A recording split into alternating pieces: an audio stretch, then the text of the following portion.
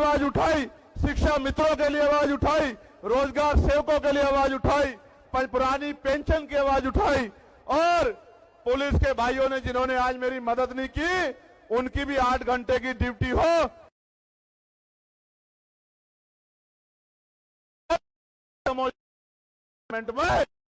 में का काम किया। और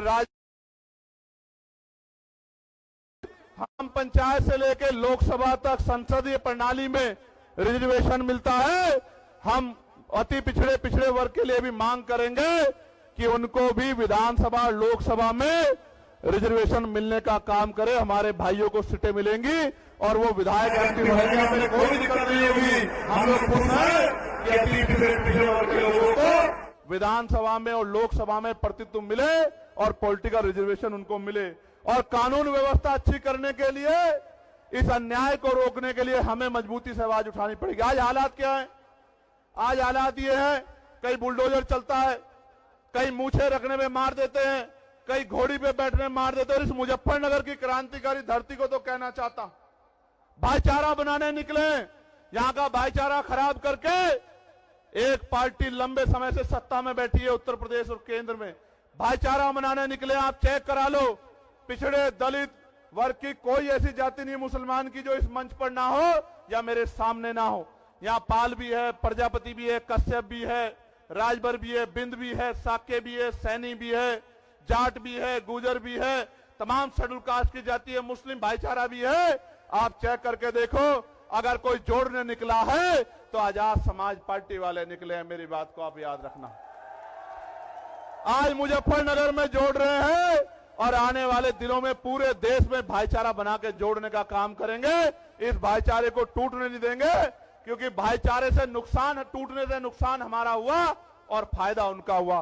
प्यारे साथियों, ठेकेदारी खत्म करके पक्की नौकरी दिलाने का काम करेंगे आजाद समाज पार्टी के लोग, अगर आप हिम्मत जुटाने का काम कर दोगे तो।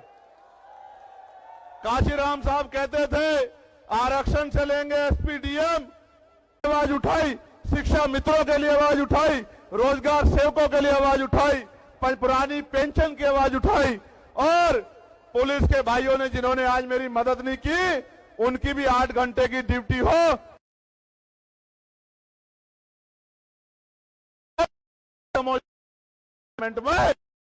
में का काम किया। और हम पंचायत से लेकर लोकसभा तक संसदीय प्रणाली में रिजर्वेशन मिलता है। हम अति पिछड़े वर्ग के लिए भी मांग करेंगे कि उनको भी विधानसभा लोकसभा में रिजर्वेशन मिलने का काम करे। हमारे भाइयों को सीटें मिलेंगी और वो विधायक एक्टिव रहेंगे, हमें कोई भी दिक्कत नहीं होगी। हम लोग खुश हैं कि अति पिछड़े वर्ग के लोगों को विधानसभा में और लोकसभा में प्रतिनिधित्व मिले और पॉलिटिकल रिजर्वेशन उनको मिले। और कानून व्यवस्था अच्छी करने के लिए, इस अन्याय को रोकने के लिए हमें मजबूती से आवाज उठानी पड़ेगी। आज हालात क्या है?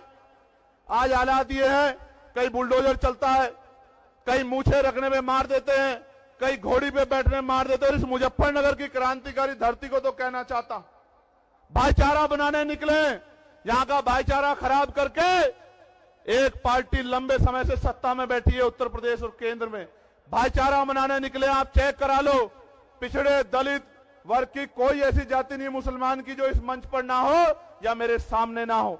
यहाँ पाल भी है, प्रजापति भी है, कश्यप भी है, राजभर भी है, बिंद भी है, साके भी है, सैनी भी है, जाट भी है, गुजर भी है, तमाम शेड्यूल कास्ट की जाति है, मुस्लिम भाईचारा भी है। आप चेक करके देखो, अगर कोई जोड़ने निकला है तो आजाद समाज पार्टी वाले निकले हैं। मेरी बात को आप याद रखना।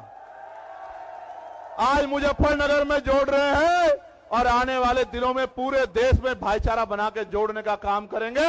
इस भाईचारे को टूटने नहीं देंगे, क्योंकि भाईचारे से नुकसान, टूटने से नुकसान हमारा हुआ और फायदा उनका हुआ। प्यारे साथियों, ठेकेदारी खत्म करके पक्की नौकरी दिलाने का काम करेंगे आजाद समाज पार्टी के लोग, अगर आप हिम्मत जुटाने का काम कर दोगे तो।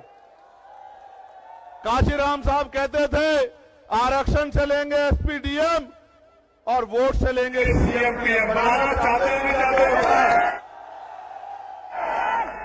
आपको याद है मीरापुर का उपचुनाव, मैं मुजफ्फरनगर के लोगों का ऋणी हूं, कर्ज है मुजफ्फरनगर के लोगों का।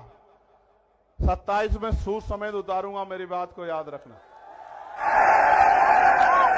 यही लगेंगे उद्योग धंधे, इसी तीनों मंडल में लगेंगे उद्योग धंधे, कंपनियां, फैक्ट्री, लाखों नौजवानों को रोजगार मिलने का काम होगा, मेरी बात को आप याद रखना। प्यारे साथियों, गौर से सुनो, नगीने का भी धन्यवाद है, बिजनौर का भी धन्यवाद है।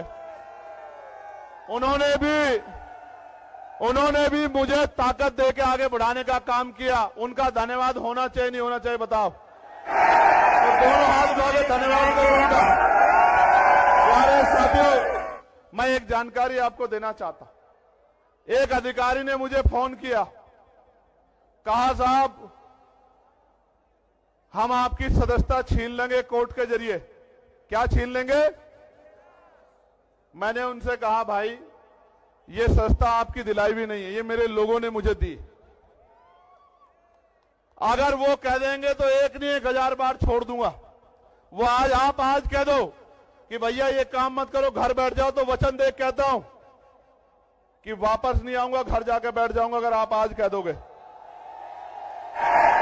आप आज कह दो कि भैया लड़ना कर दो, लेकिन इनके कहे से सदस्यता छोड़ने वाला नहीं हूं। एक चंद्रशेखर को रोकने की कोशिश करोगे, विधानसभा में 203 चंद्रशेखर बना के भेजेंगे उत्तर प्रदेश में हम लोग, याद रखना। आपको याद है ना मैंने नारा क्या दिया है? गांव गांव चलो, पांव पांव चलो, चलो बूथ की ओर, चलो डोर टू डोर। आप यहां आए हो, लेके क्या जा रहे हो? यहां से घर जाओगे तो चैन से मत बैठना, कोई मीडिया ना दिखाए, फर्क मत करना, अपने आप घर से निकलना, रोजाना 1 घंटा काम करना। इस बात के लिए काम करना कि जब राजकाज बनेगा तो मेरी किसी बहन बेटी पे अन्याय अत्याचार कोई गुंडा नहीं कर पाएगा, हमारी ताकत बनेगी। इसलिए करना हम आंदोलन करने नहीं निकलेंगे, और निकलेंगे तो हमारे खून से होली नहीं खेल पाएगा, हम पे कोई गोली नहीं चला पाएगा। इसलिए करना कि बाबा साहब अंबेडकर के अधूरे सपने को पूरा करना है। इसलिए करना काशीराम साहब के पूरे जीवन संघर्ष को पूरा करना है। और अगर आप नहीं करोगे तो कौन करेगा? मुझे भी बता दो, कोई और करेगा क्या? दोनों हाथ उठा के बताओ जो लोग मदद करके काम करेंगे।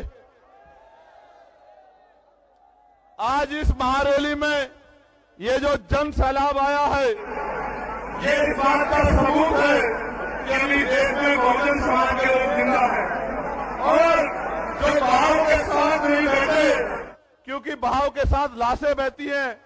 बेशक इस देश में सत्ताधारियों ने धन बल के आधार पे किसान मजदूर कमेरे को कमजोर कर दिया, किंतु जनबल और मनोबल को वो हमारे कमजोर नहीं कर सकते, और ना ही हम उसको कमजोर होने देंगे।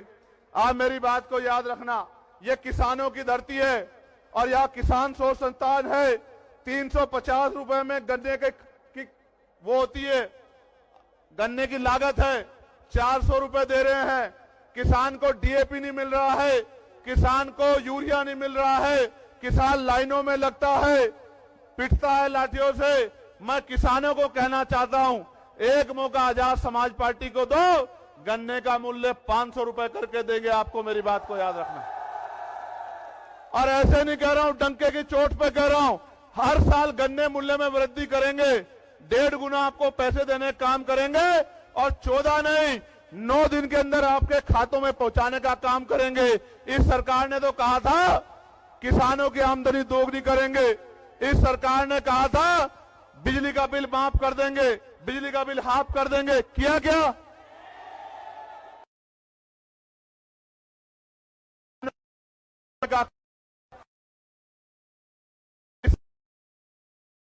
उत्तर प्रदेश के लोग मेरठ हाईकोर्ट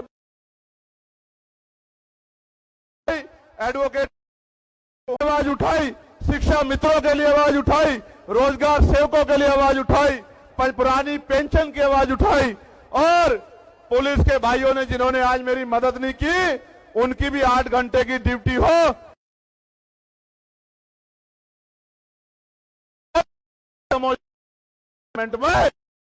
में का काम किया। और